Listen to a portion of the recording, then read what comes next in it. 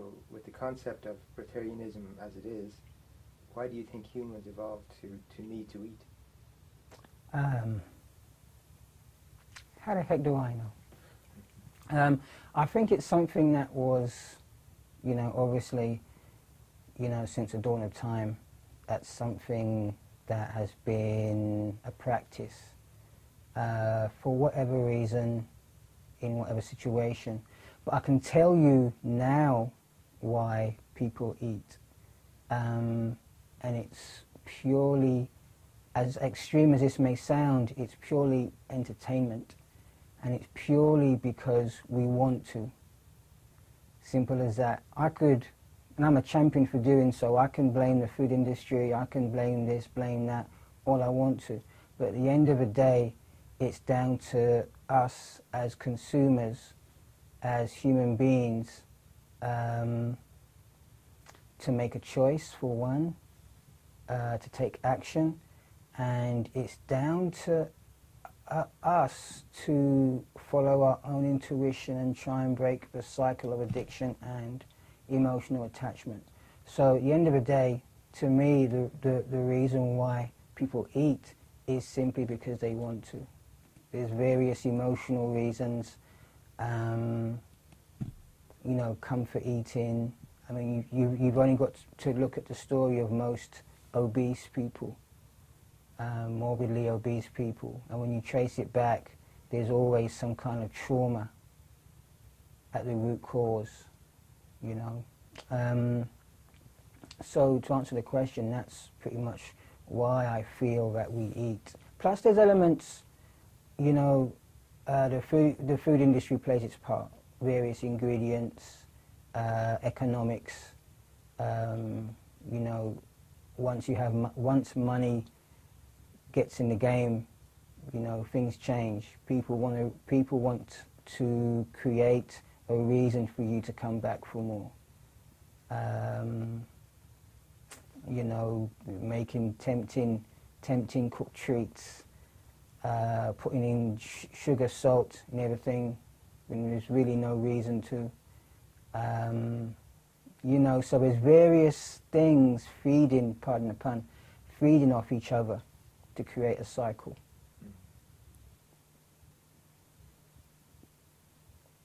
So when you talk about choice, do you think that we really do have a choice as to when we eat or what we eat? To be honest, no, not at all. We have no choice whatsoever, no conscious choice anyway.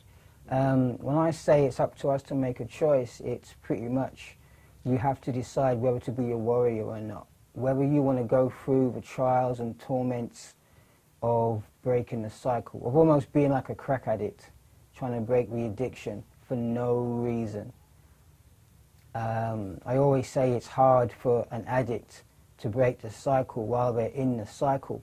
There has to be something to warrant the effort involved, because nobody wants to go through all the withdrawal symptoms, especially if they've been through it once already. So, and any addict, alcoholic, drug addict will vouch for that. It's not a nice process to go through. So,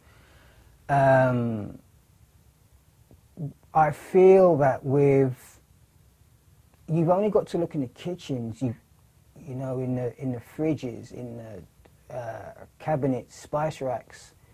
The kitchen is like a laboratory. You mix all these ingredients together to create a taste. It's done worldwide, and a lot of products, a lot of the food that people eat, it's evolved into a fine art.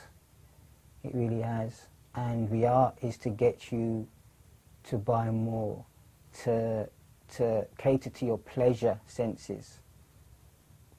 And it's turned into a form of greed, as it were, if you really, look into it.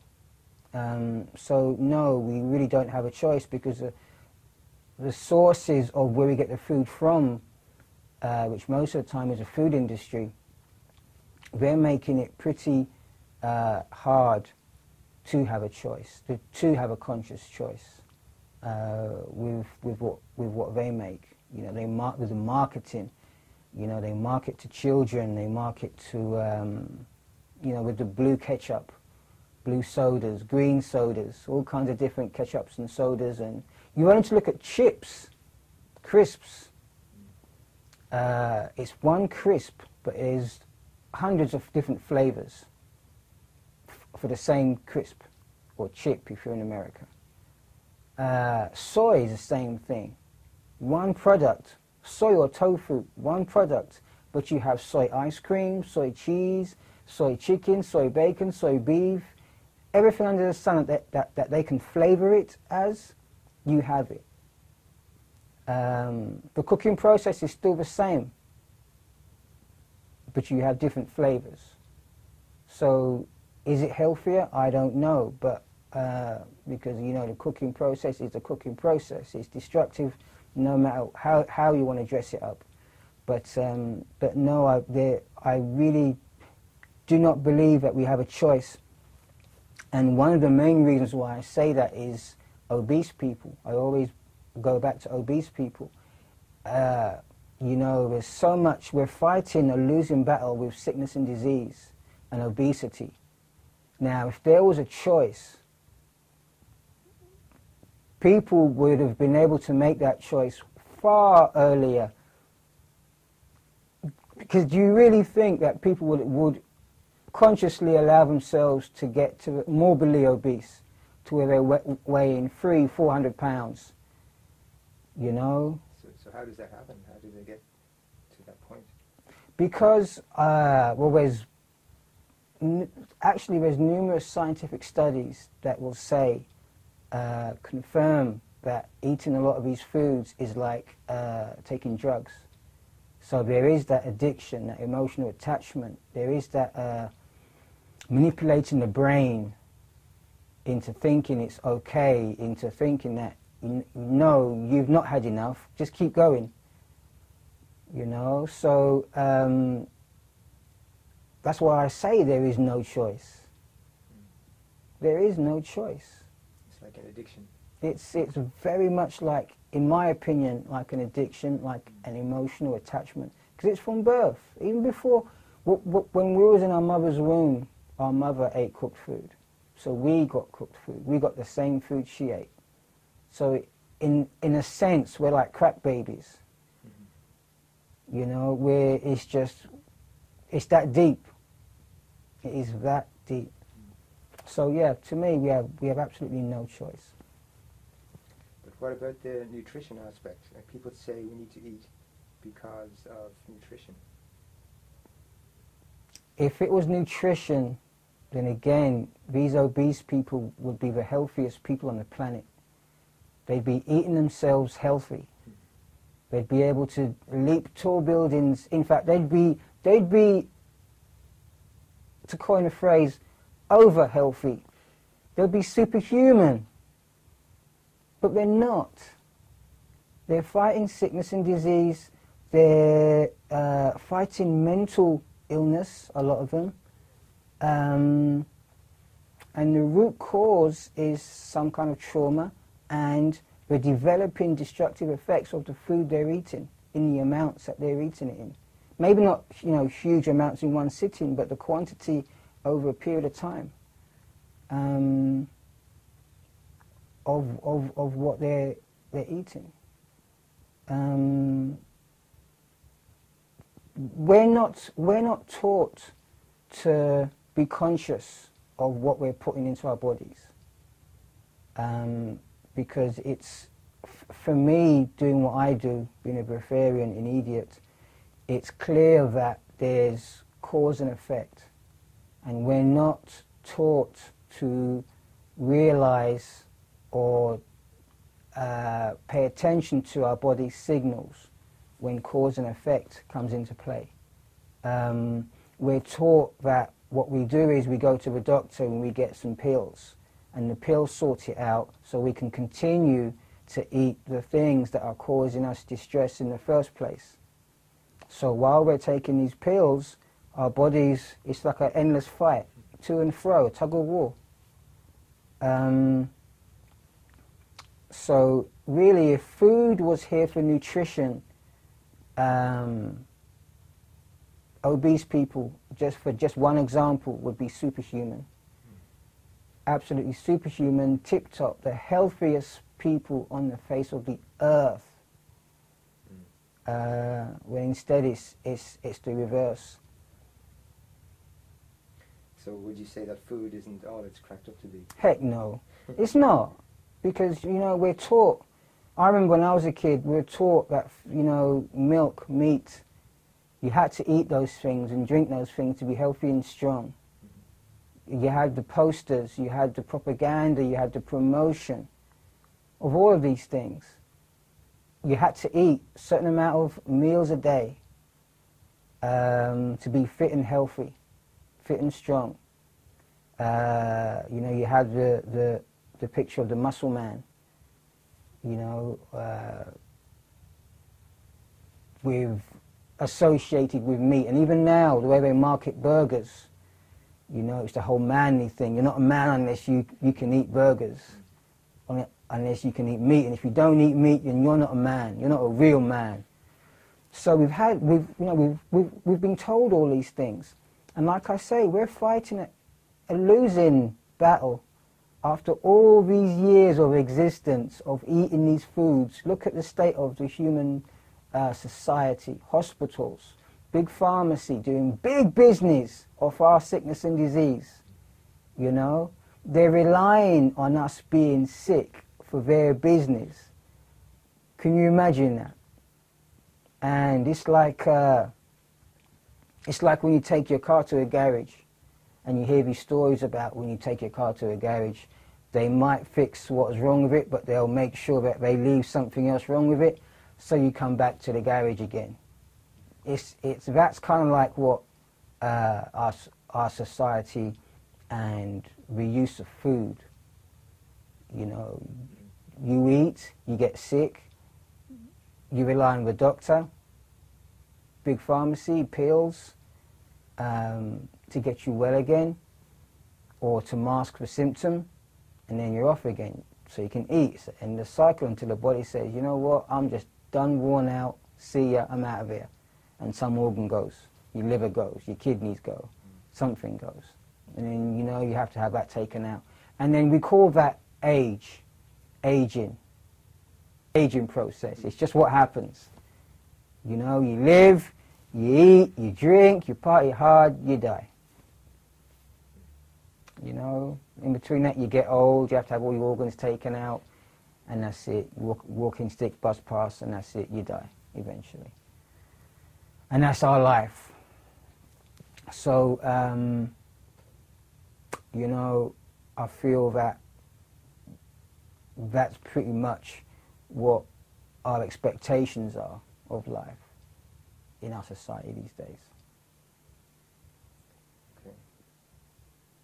So with the food that we're eating, if it's not for nutrition, then what is it for? Why are we eating it? Entertainment. I remember when I used to eat, I used to eat blindly. I didn't even put any thought into it at all. I just felt, you know, I wanted to eat, so I'm going to eat. I want this, so I'm going to eat that. Cool, you know. It was only until I went fruitarian and I used to go back and forth between raw fruits and cooked foods that I started to be conscious and aware of actually why I was eating. I'd be eating some cooked food, you know, when I'm supposed to be fruitarian, and I'll be actually thinking while I'm eating the cooked food, is that I'm not hungry, I don't need this food, I don't want this food, so why the heck am I eating it? I really want to go fruitarian, I really want to eat raw foods. Why are we eating it? So why am I eating this thing? I'd still eat it, it wouldn't stop me from eating it, but I would just question, I would be more aware to question the whys. And, you know, after a while I realized, you know what, this is just comfort. For whatever reason, it's instant comfort. And I grew to realize it was like,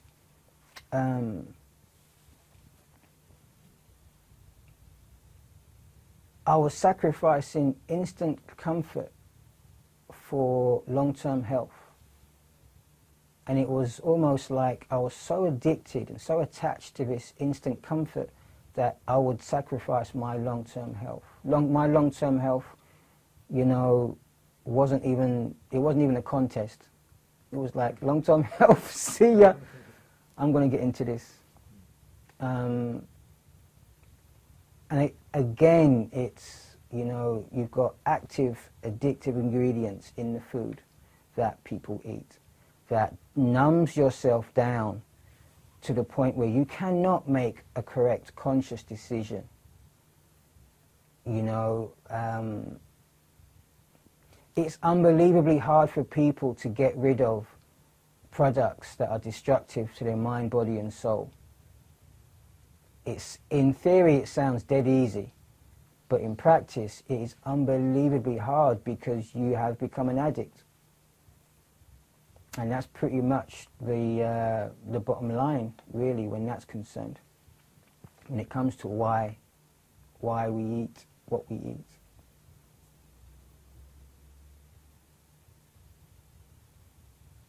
Do you think there is an ulterior motive behind the promotion of food? On occasion, yes. On occasion, yes. I mean, you can... I don't think it was how it was originally. I don't think the original plan is to have an ulterior motive, like some conspiracy theorists might say, you know, the plan is to wipe out the population, a certain amount of population, yada, yada, yada, yada, yada. Mm-hmm. I don't think that was the original plan. I think, you know, with this food thing, it is such a sensitive and difficult subject because you have so many elements. Like, for instance, you have a family environment, you know, and I've got a daughter, and I know, even when I was a fruitarian, when I used to take care of my daughter, I used to want to give my daughter food. It was part of my, I want to say instinct, whether it's a fake instinct or just an emotional attachment that I was enforcing on my daughter, but I wanted to give her food. It was part of the love. It was part of my duty as a father to take care of my daughter in that way, to give her food, you know. And in another sense, you have the person in the store, in the shop, trying to make a living, trying to sell you food. And like I say, if you want people, if you want to sell something, you have to have a reason for people to come back. I once heard a really interesting story years ago of a Chinese restaurant, and I think it was in China, and they had a really successful soup. Really successful soup.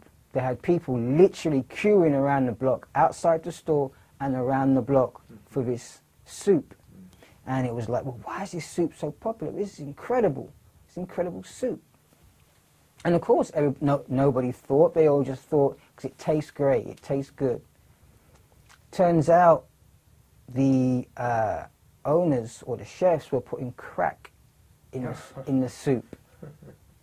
No way. So that's why they had the demand, people queuing out of the restaurant.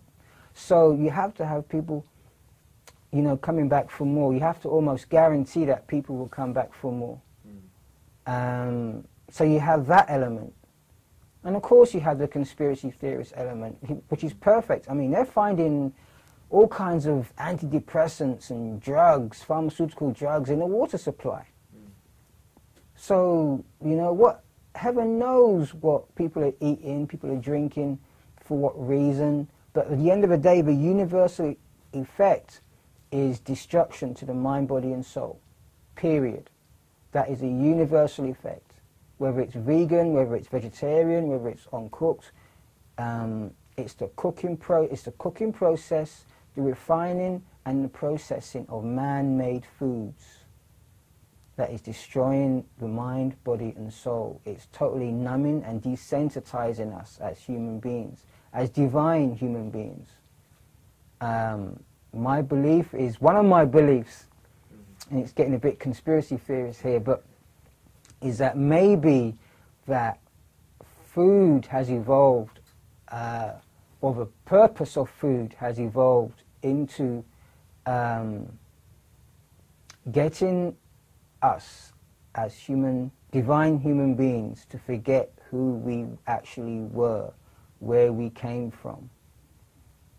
Maybe it was the plan all along, was to introduce some kind of desensitizer, some kind of numbing down tool, so that we would forget who we actually are as divine human beings, as gods. That's my, one of my theories, possibilities, in terms of agendas and what have you. Because I know, it's like getting on a roller coaster. Once you're on the roller coaster, that's it. And to me, eating cooked, man-made foods is like getting on a roller coaster. There's no stopping halfway through and saying, I've got to get off. It's the ride, Can you tell us a little bit more about what eating was like for you? Wow, it was emotional. Very much comfort eating. And it's like, for me, personally, I can remember it wasn't even the taste, because, after a while, the taste would wear off. The taste would wear off, and I would go on to stronger tasting things. Just to get that sense of stimulation or satisfaction. And you can only go so far with that. And like I say, when I went fruitarian and I was going back and forth with the cooked food, like I say, it used to pass the point where it was taste. It was like there was just a trigger. There was just a trigger in my head that said, eat something cooked, eat something. It was like my brain was saying, you know what, okay, you've had your fun. I've let you go without my drug for so long. Now it's time you feed me. And I just found myself a lot of time just mindlessly filling my mouth up with mush, cooked mush, which is basically all it. When you've chewed it up in your mouth, and it's just, you're all chewed up, mixed up with your saliva, drink, eat, drink. It's just mush at the end of the day. And it's like, when you eat, that taste is only valid for like 5 seconds until it's mush. And then you swallow it, and then after you've swallowed it, all you've got now is just mass, just waste. Toxic waste at that. That's just going to rot and get acidic inside you. So, for me, it was just mindless eating. I think that is probably the best way I can really explain it. I mean, I heard a term used by some government or some high-profile guy that humans are now just mindless eaters, useless eaters, or something like that. And it sounds cruel, extremely heartless and cruel to come from somebody, but I can actually relate, because that's how I was. Just mindless. But it was something I felt I had to do. It was something so deeply ingrained in me that, like I say, unless I developed a warrior attitude and fought tooth and nail to break the cycle of this addiction and emotional attachment over a long period of time, I was never going to see the other side. I was never actually going to see the truth. And when you do see the truth, it's not a pretty sight, because you see things for what they really are. And it's it's an addiction, an emotional attachment. It's not nutrition, it's not health, it's addiction. So then it sounds like food is a drug. Exactly. Exactly. That's how it's being used. You look at how everything in our society revolves around food. It does. It's a recreational drug. To me, it's no different from smoking weed. It's no different from cocaine. It's no different from alcohol. Because you look at most of those things, I don't know about weed, I'm sure weed must affect you in some way, shape or form. But they're all destructive. It's funny, whatever we put in our bodies is destructive in some way, shape or form. If not instantly, over a period of time. And that's my take on it. You shouldn't. It's just food. You shouldn't kill over food. You shouldn't riot over food. You shouldn't reach a point where you would steal to buy food, or steal food. You would do wrong things for food. It should never be like that, but it is. And you would do the same things for drugs, like a crack addict, like a heroin addict. So if it's really like a drug, but we don't really need food, then why do people starve? Because I can't speak for everybody, but I can probably speak more for people that have attempted to go breatharian. They don't have a practice. They're talked into believing that you can break a cycle that was in place before you was even born in either instantly or within 21 days. That's one set of people. Now you have people in these famine-stricken countries, and it's pretty much the same thing. They're given food intermittently. It's not the best quality food either, but they're given food intermittently. You have high levels of stress. If you imagine you're constantly in a situation of, well, when am I going to eat again? How am I going to eat again? When's my next meal going to come from? You have a high level of sickness and disease already. And that's just the people in famine-stricken countries. And like I've always said, starvation to me is a mindset, and it's timing. It's timing. I mean, if you suddenly stopped eating and drinking, you're going to have problems. You're going to have symptoms like of what we call starvation. And to me, that's pretty much the cause of the whole starvation thing. And it's like the people that have eating disorders and anorexia, stuff like that. It's a mindset. It's a mental illness. Whether it's something that they had before or afterwards, it's it's neither here nor there. But it's pretty much the bottom line. So starvation is like a mental illness, is it? It's a mindset. Yeah. It's I guess again with food, it can be many things because there's so many elements.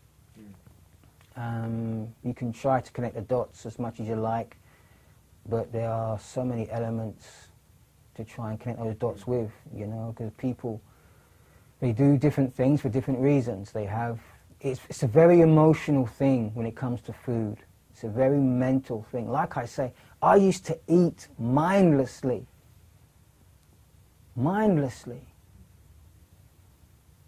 Even now I'm amazed, and I see it every day, just mindless eating. People see food, got to eat it. You see food and you taste it even before you get it on your plate. That's how deep it is. You envision the pleasure. It's a mind thing. You envision the pleasure even before it's on your plate You just got to look at it. And sometimes you don't even have to look at it. It doesn't even have to be there. You can just think of it. Oh, yeah. And your mouth starts wetting up, you know. So it's a very mental thing. So there's, you know, it's a tough question to answer because there's so many reasons. There's so many reasons why people would do certain things, whether it's family trauma or just stress, everyday life. I can totally understand people taking drugs. I can totally understand because, you know, this life and the way society's structured will just drive you crazy without it. Without some form of release, without something. You know, it's hard for me some days to, you know, be able to face life in this society with no form of... I have my music, you know, I have, what do I have? Geez. You see, I mean, you take food out of the equation and what do you have to medicate yourself with?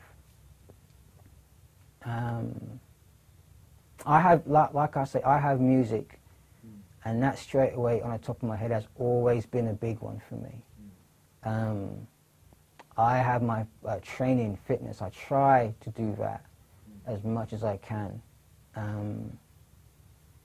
You know, and it's just looking at beautiful things. I try to look at as much beautiful things. I try to experience as many beautiful things as possible.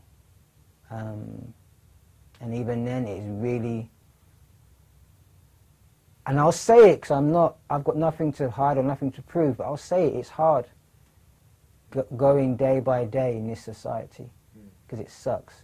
I've said it many times, this society sucks. And it's hard to go, you know, to wake up day in, day out to a society that does such crazy things. So, yeah. There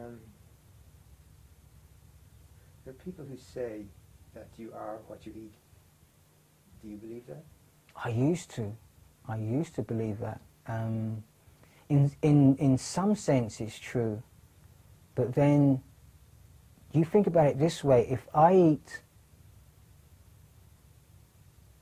if you think about it this way, if you are what you eat, I would have to eat humans to survive.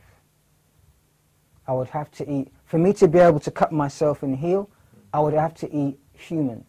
I would have to eat human skin, I would have to eat eyeballs, I would have to eat human hair, I would have to eat lips, I would have to eat all kinds of stuff. I would have to got to keep this clean, right? Keep this video clean. But anyway, I would have to eat all kinds of stuff. Like if I ate bread, I don't suddenly become a loaf of bread, you know. So in that sense, I don't really believe the you are what you eat thing anymore. So I guess this goes back to the whole nutrition question, you know, because the body, when you eat a pizza, the body doesn't know anything about nutrition when you eat a pizza. When you eat a pizza, it's because you wanted to experience the taste, the texture, the medication, the self-medication of that pizza. That's why you ate that pizza. It wasn't because the body intuitively said, I need nutrition, I need a pizza, get me a pizza. It wasn't, I need a glass of milk, I need the nutrition in a glass of milk, so I need a glass of milk. Because to me that's ridiculous, because you have to look at what the cooking process has left you with. In terms, if there is such nutrition in this food, then you have to look at what the cooking process has left you with. For all you know, the cooking process may have wiped out any and all nutrition that was ever even in that food. And then you have to ask yourself, okay, well, am I in a condition to even use or process that nutrition? And how is that nutrition being used and processed?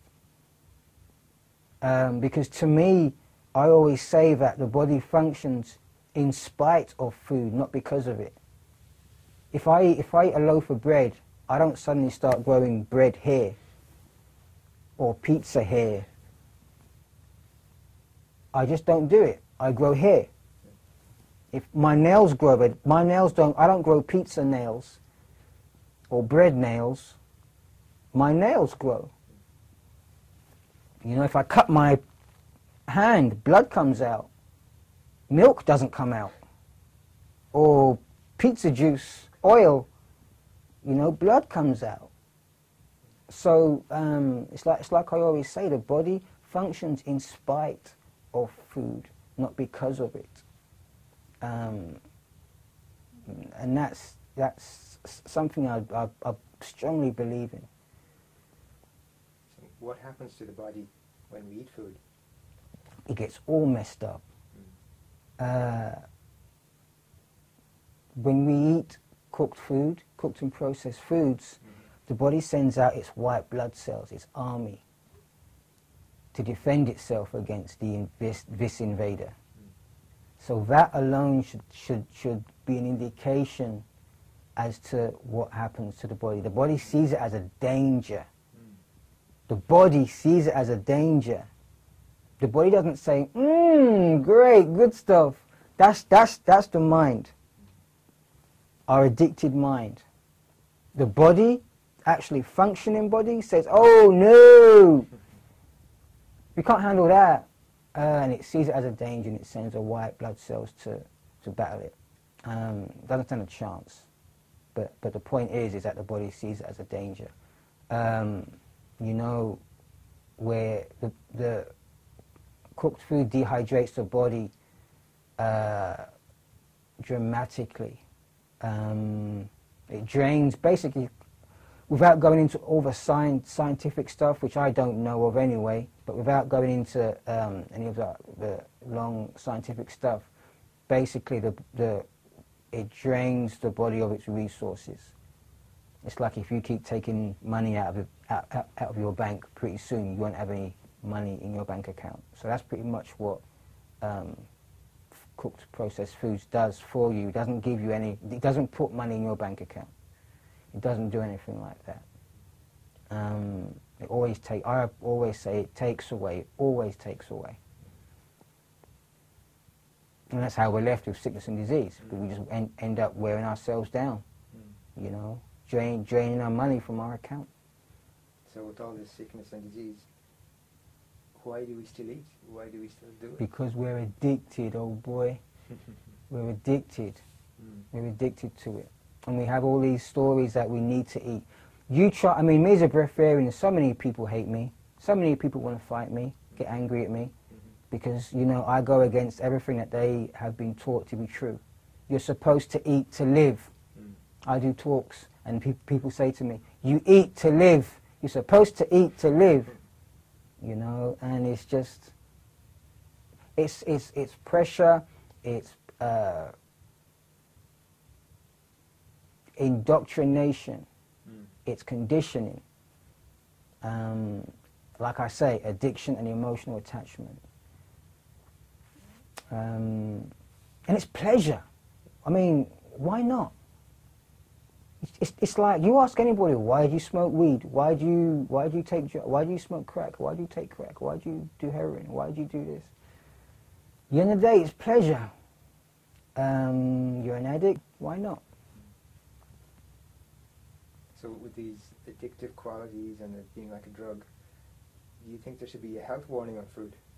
Oh, believe me, yes. But then again, if there was a health warning, people, especially the food industry, already know that they can put whatever health warning they want to, and people will still buy the stuff because they're addicted and they're attached to it. You could put a baby's fetus on there, a picture of a baby's fetus on there, and people will still buy the product because they're addicted. You could, proof of that is any cigarette box. They'll show you, blatantly show you, lungs, 2 sets of lungs. Cancer lungs, healthy lung. And it says, smoking will, can cause harm to you and others. And they have two pictures, cancer-ridden lung and a healthy lung. Basically saying that if you smoke these, this will be your lung, the cancer-ridden lung. You need to stay with the healthy lung. But if you smoke these cigarettes, this is what you're going to get. So they'll blatantly tell you and show you what you're going to get. But people still buy the suckers. So that tells you straight away. You know, it doesn't matter what they do. If you're addicted and attached to it, you're going to feel like you need it. And you're going to buy it, regardless of what health warning, regardless of what they state. They have smoking kills on cigarettes. People still buy it. They have smoking will cause harm to others and you. People still buy it. So people don't care if children inhale their smoke. Old people inhale their smoke. They don't care. They will still buy these products because they're addicted and emotionally attached. Period. I don't care what anybody says, because that is the bottom line. If it wasn't, then people would quit. Because who wants to put children in danger? Who wants to put elderly people in danger? And most importantly, who wants to put themselves in danger? I've seen people, I've known people riddled with cancer get the choice. You either save yourself and stop smoking or stop drinking, or you succumb to this cancer and die. I'll keep on doing what I'm doing. You know, I've seen it.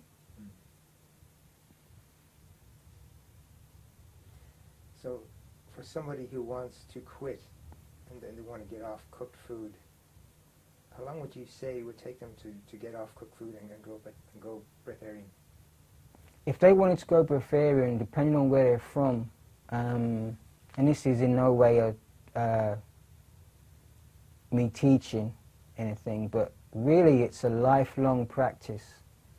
Now the definitions of breatharianism have always been set by skeptics that have had no understanding, no empathy, and there's never been any room for growth. So unfortunately, people that have wanted to go breatharian, they have adopted the definitions of the skeptics. And that's pretty much the reason why people have been getting into hospital and dying even, because they've been taking false information. For people that want to really break the cycle of this addiction and emotional attachment, they need to realize that it's a lengthy process. I recommend 15 years to fully, if you're really serious about doing it, fully transition and not just do it for a couple of weeks and then decide to go back to, you know, cooked foods. If you're really serious about successfully, permanently doing it, then 15 years, you should be willing to invest 15 years to transitioning, say like 5 years vegan, 5 years fruitarian, 5 years liquidarian, to consistently, slowly evolving to full inedia, breatharianism. Again, with medical supervision. That's basically my take on that and my recommendation, because there's too many people, they want instant. You know, they hear all these stories about, well, I did it in one day, I just decided not to eat, I just woke up one day, it didn't make sense, I decided not to eat, and that was it. Like I always say, there was always something. It was never you just woke up and you decided to change. There was always some process, whether it's mental or physical, going on prior to you making that choice. So yeah, that's pretty much my recommendation on that and how I see the, you know, the length. I mean, how long's a piece of string? But that's my recommendation for people to realize that it's a lifelong commitment to staying clean. It's like any alcoholic, it's like any drug abuser. It's a commitment to staying clean, a lifelong commitment. Does does hunger really exist? That's a big question. In my eyes, no, when you really look at it. It's like if you take the addiction of a crack addict, the need, the addiction, and if you change the addiction from crack to food, it's the same thing, in my eyes. The whole stomach growling thing, to me, that's just your waste, your body trying to get rid of your waste. Nothing more, nothing less. But what we do is we've been told, we've been conditioned to believe that that is hunger. That sensation is hunger. Your addiction is hunger. And it's hunger for nutrition. But like I say, your body doesn't know anything about nutrition. It doesn't know anything about vitamin A, vitamin B, yada, yada, yada. Because in my opinion, the body is already attempting to recycle, to already attempting to use what you're taking from the environment. So basically, yeah, you know, if that sense of hunger that we feel are two different things. It's addiction and it's your body trying to get rid of the waste. But what do? We feel a hunger thing, we put more. We put more down there, you know? So it's, and that's the cycle I'm talking about. The cycle, it's basically a cycle of understanding. And like I say, unless you break that cycle with a warrior attitude, then you're never going to really see the truth. And you'll just keep feeding that cycle. So to me, no, there's no real such thing as hunger at all. I think the closest thing to hunger, to me, is the healing process that you're going to go through during transition, where you need to hydrate yourself. So to me, the closest thing to hunger is often, well, in my experience as a fruitarian and liquidarian, is thirst. Because, you know, there is a time where you need to heal. It's not just straight away. You're a breatharian, or you're a fruitarian, or you're this, you're that. There's a process where you have to heal. And once you've healed, then you can be successful at whatever lifestyle you're attempting. Until you heal, you're going to have to go through that healing process. So yeah, that's pretty much my take on the whole hunger thing. Who do you feel has set the definitions for Breatharianism? Oh man, you've only got to look on the internet, Google Breatharianism, and you'll have definitions come up, and they're all by skeptics. And like I say, they're done by skeptics, and why on earth are they even writing about this, setting definitions, going on Wikipedia and setting definitions for breatharianism when they believe that it's impossible? Why are these people doing it in the first place? But that's another story. So they're setting the definitions, and unfortunately, because of the lack of information, people that are genuinely wanting to be breatharians are unknowingly adopting those definitions and trying to transition via those definitions. And it's crazy because they're getting themselves in trouble. The pressure, because there's no, because of the negative energy in those definitions, that's what these people are experiencing, and that's why they're ending up in hospitals. That's why they're ending up dead, because they're trying to live up to unrealistic definitions. It's such a sad thing, and I'm disgusted because not one high-profile breatharian.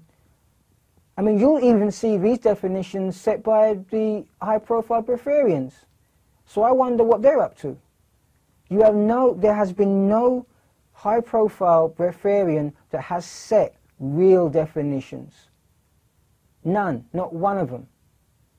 And to me that is disgusting, because there's people getting themselves in trouble, getting hospitalized dying left, right and centre. That's a big thing to say, left, right and centre, but people are getting hospitalised left, right and centre because of this. And it needs to stop.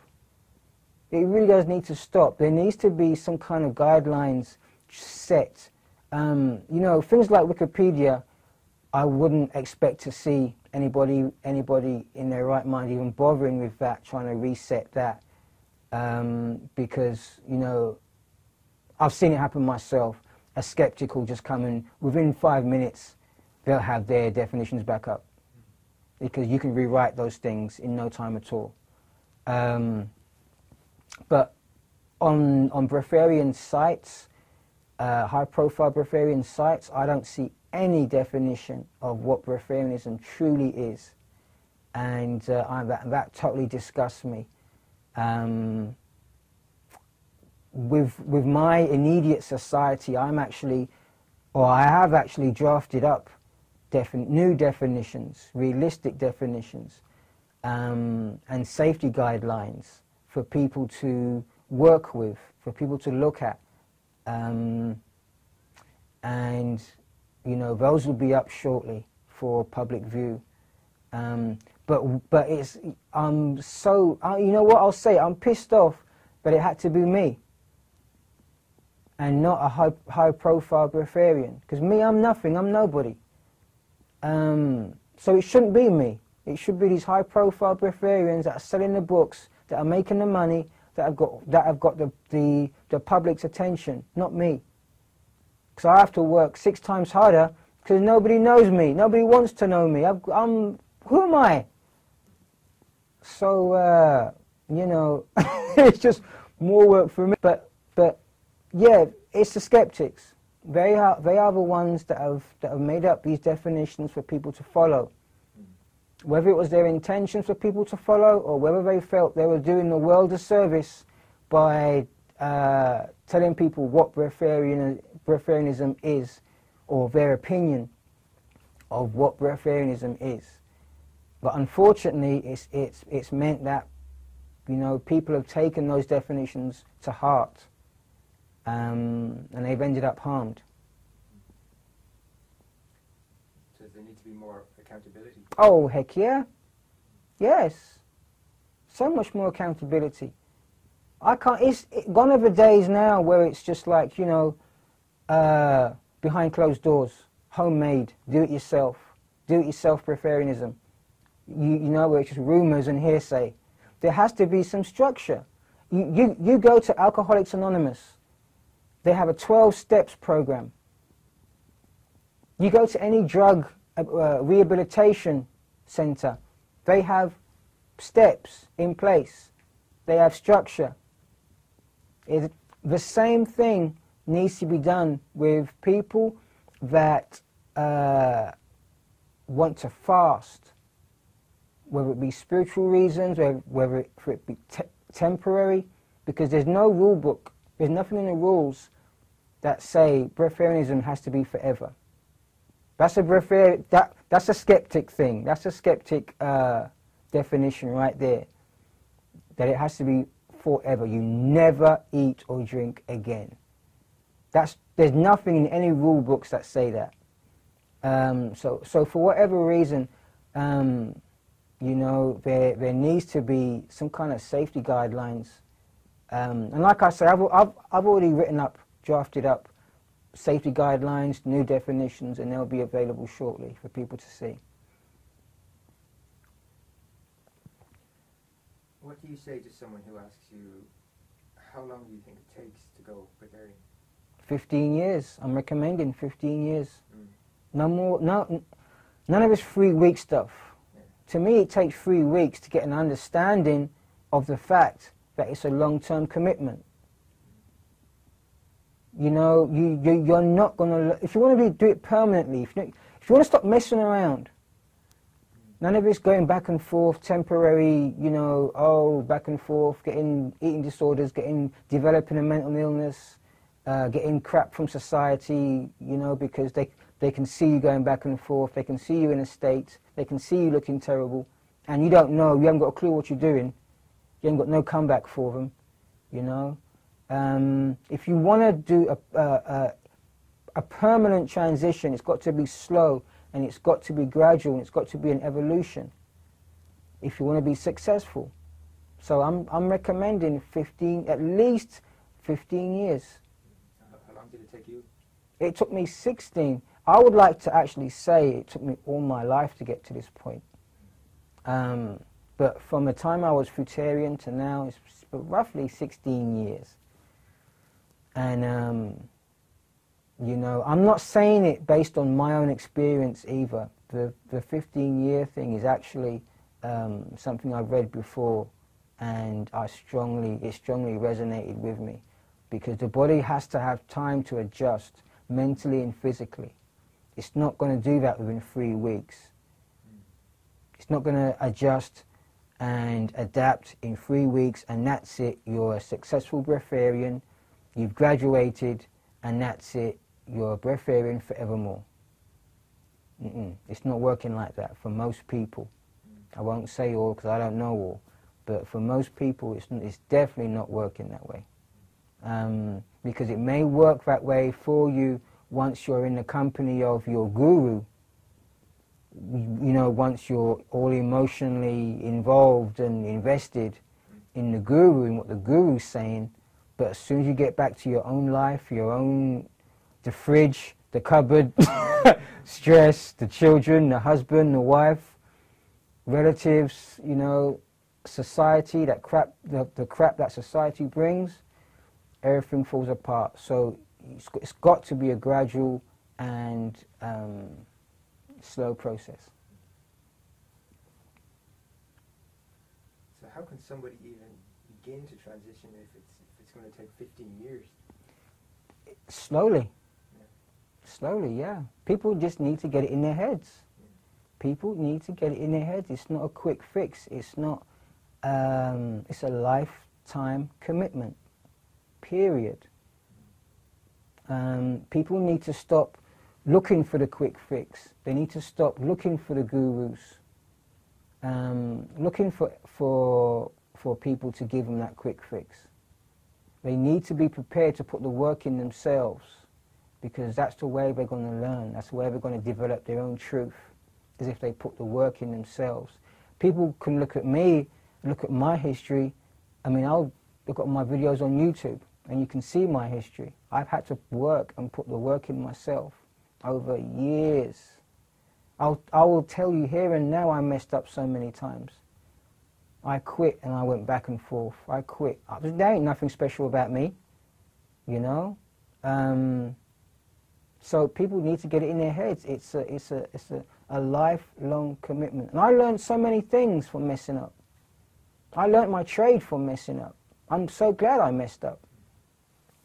So yeah, people really do need to get it into their heads that it's a lifelong commitment. You know, like I say, depending on where you're starting from, maybe 5 years vegan, maybe 5 years fruitarian, and then 5 years liquidarian, and then and reevaluate after that.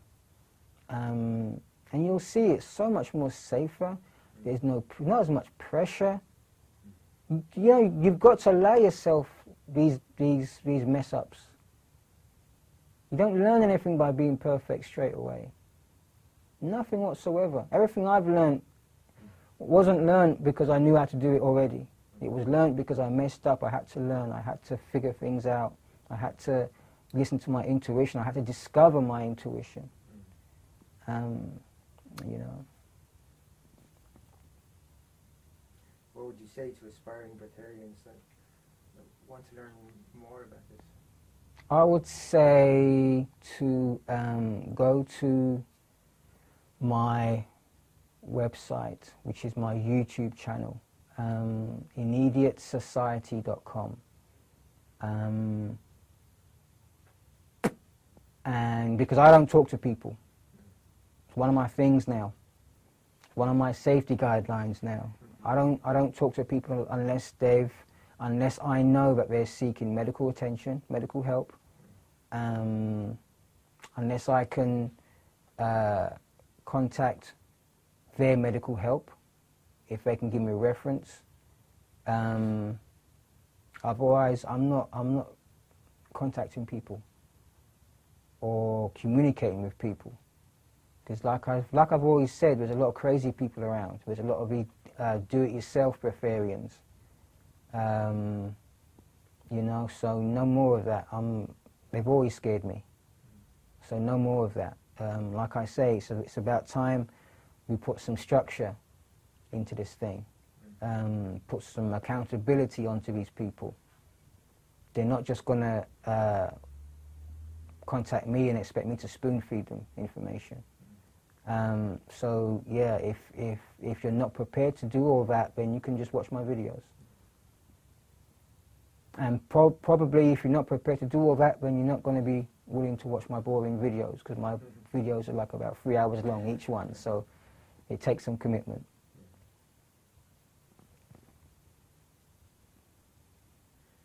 There are people who say that we have organs for a reason. And most people would say that. So what do you say to those people? Our organs weren't designed or made for digesting, in my opinion, digesting man-made foods. I believe what we have may have adapted to serve a purpose in terms of making it easier to get rid of the waste that is constantly in us. Who do you feel has set the definitions for Breatharianism? Oh man, you've only got to look on the internet, Google Breatharianism, and you'll have definitions come up, and they're all by skeptics. And like I say, they're done by skeptics, and why on earth are they even writing about this, setting definitions, going on Wikipedia and setting definitions for breatharianism when they believe that it's impossible? Why are these people doing it in the first place? But that's another story. So they're setting the definitions, and unfortunately, because of the lack of information, people that are genuinely wanting to be breatharians are unknowingly adopting those definitions and trying to transition via those definitions. And it's crazy, because they're getting themselves in trouble.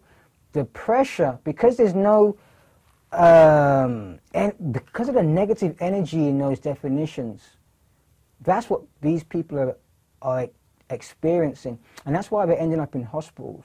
That's why they're ending up dead. Because they're trying to live up to unrealistic definitions.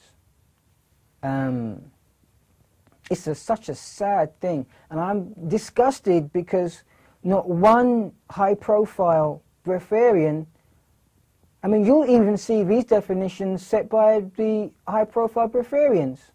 So I wonder what they're up to. There has been no high-profile breatharian that has set real definitions. None, not one of them.